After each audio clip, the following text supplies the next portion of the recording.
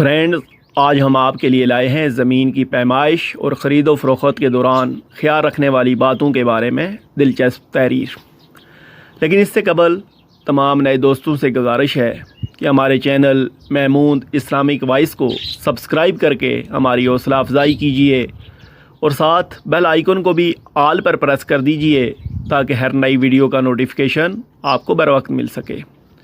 تو بنا وقت ضائع کیے بڑھتے ہیں آج کی تحریر کی طرف۔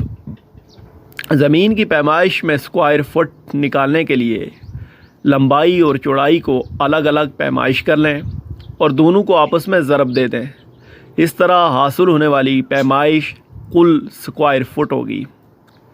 مرلہ کی پیمائش: ایک مرلہ 272.25 اسکوائر فٹ کا ہوتا ہے، لہذا کل لمبائی اور چوڑائی کو آپس میں ضرب دینے سے جو اسکوائر فٹ بنیں گے ان کو 272.25 پر تقسیم کر لیں تو زمین کے مرلے بآسانی معلوم ہو جائیں گے۔ کنال: ایک کنال 20 مرلے پر مشتمل ہوتی ہے، یعنی کل مرلوں کو 20 پر تقسیم کرنے سے کنال معلوم ہو جائیں گے۔ ایکڑ 8 کنال پر مشتمل ہوتا ہے، کل کنال کو 8 پر تقسیم کرنے سے ایکڑ معلوم کیے جا سکتے ہیں۔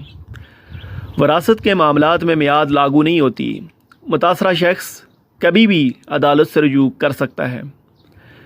محکمہ مال شہری پلاٹ کی خسرہ گرداوری نہیں کر سکتا۔ وراثتی جائیداد کے کیس کا فیصلہ ریونیو آفیسر کو 6 ماہ کے اندر کرنا لازمی ہے۔ وراثت میں ٹرانسجینڈر مکمل حقدار ہوں گے اور جس جنس کا تعین ہوگا اس کے مطابق اسے حصہ ملے گا۔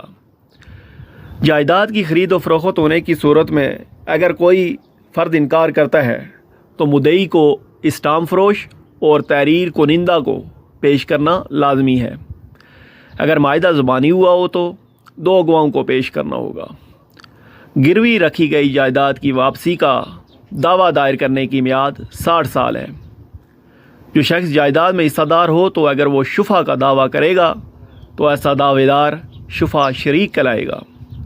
اگر پڑوسی شفع کا مقدمہ دائر کرے تو وہ شفع جار کہلائے گا، لیکن یہاں پر ایک بات یاد رکھیے، جائیداد سے ملکہ کرایہ دار کو شفع کا حق نہیں ہے۔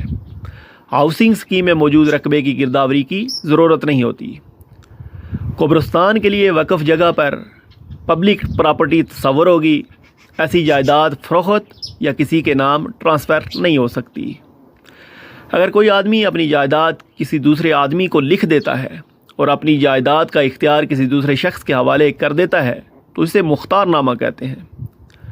جو آدمی زمین یا جائیداد خریدتا ہے اسے مشتری کہتے ہیں، اس لیے آپ نے اخباروں میں اکثر اشتہار دیکھا ہوگا، مشتری ہوشیار باش، یعنی مشتری جائیداد خریدتے وقت ہوشیار اور چوکنا رہے۔ جب تک ہاؤسنگ اسکیموں میں قبرستان، سکول، پارک، مسجد اور دیگر سہولیات میسر نہ ہوں، اس وقت تک گورنمنٹ کسی بھی ہاؤسنگ سوسائٹی کو بنانے کی اجازت نہیں دے سکتی۔ اگر خریدار جائیداد کا معاہدہ کر کے مکر جائے تو مالک خریدار کے خلاف دیوانی عدالت سے رجوع کر سکتا ہے۔ مشتری کا کھاتہ دار سے اگر قبضہ لینا ہو تو صرف تقسیم کا دعویٰ کر کے قبضہ لیا جا سکتا ہے۔ جائیداد کا کلیم کرنے والے شخص پر ذمہ داری عائد ہوتی ہے کہ وہ جائیداد میں اپنے حصے کو ثابت کرے۔ آبادی والے علاقے میں فیکٹریاں، مل اور بھٹا لگانا قانون جرم ہے۔ ایسی صورت میں ضابطہ فوجداری دفعہ 133 کے تحت درخواست دی جا سکتی ہے۔ اگر کسی عمارت کو مسجد قرار دے کر نماز پڑھی جائے تو وہ جگہ خود بخود مسجد کے لیے وقف شمار ہوگی اور اس کی ملکیت کا دعویٰ نہیں کیا جا سکتا۔ واپڈا اگر کسی کی زمین میں کھمبا نصب کرے تو مالک زمین کو اس کا معاوضہ ادا کرنے کا پابند ہوگا۔ دوستو، آج کے لیے اتنا ہی۔ اگر آپ کو جائیداد سے متعلق کسی بھی قسم کی معلومات درکار ہوں تو کمنٹ سیکشن